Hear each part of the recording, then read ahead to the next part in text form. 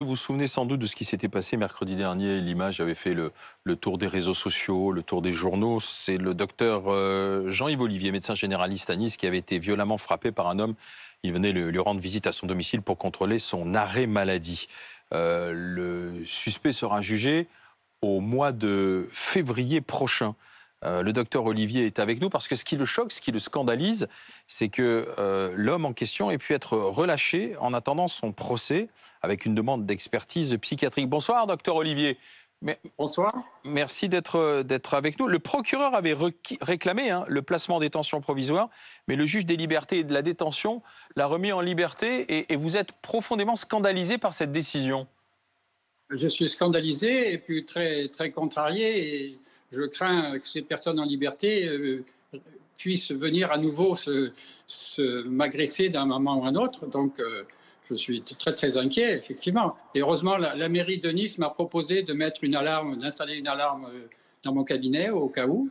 C'est déjà, ça me rassure un petit peu. Mais bon, je ne peux pas me balader avec un garde du corps non plus. Oui. Pourquoi cette inquiétude? Pourquoi reviendrait-il s'en prendre à vous?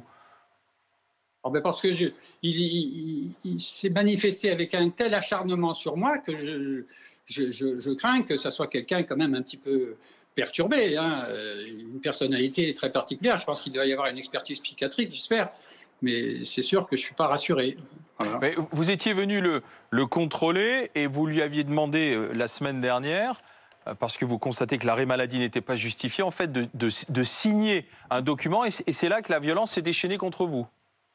Exactement. Au moment où j'ai tendu le document qu'il devait signer pour prendre connaissance de ma décision, il m'a tout de suite attaqué, enfin frappé très violemment, immédiatement, sans que je m'y attende. Je n'ai pas pu éviter le choc parce que je ne m'attendais vraiment pas à quelque chose comme ça.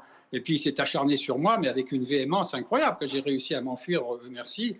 Et j'ai été sauvé en fait par un passant qui nous a séparés. Sinon, je ne sais pas. À l'extérieur, il continuait de s'acharner sur vous. Absolument, tout à fait.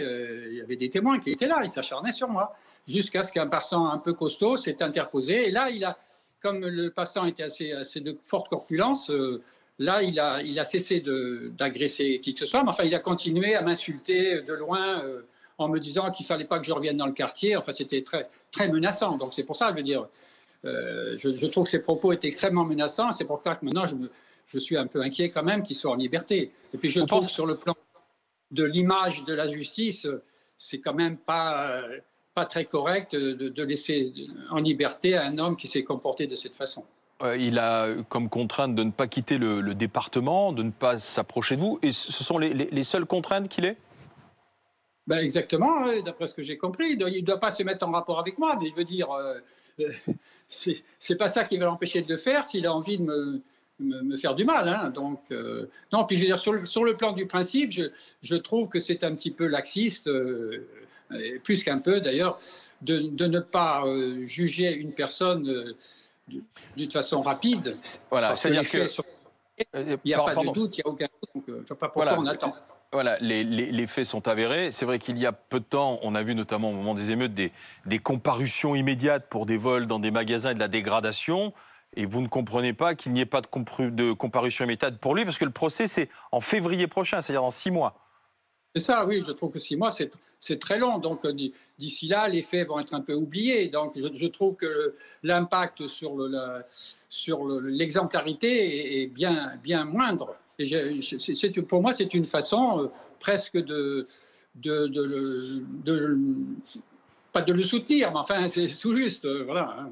Ouais, vous pensez qu'on ne prend pas suffisamment en compte la gravité des faits? D'abord, vous, comment allez-vous? Quelles sont une semaine après? Je vois que vous avez encore un pansement, mais quelles sont les séquelles que vous avez encore? Bon, je vais avoir une petite cicatrice au visage, ça, c'est pas bien grave.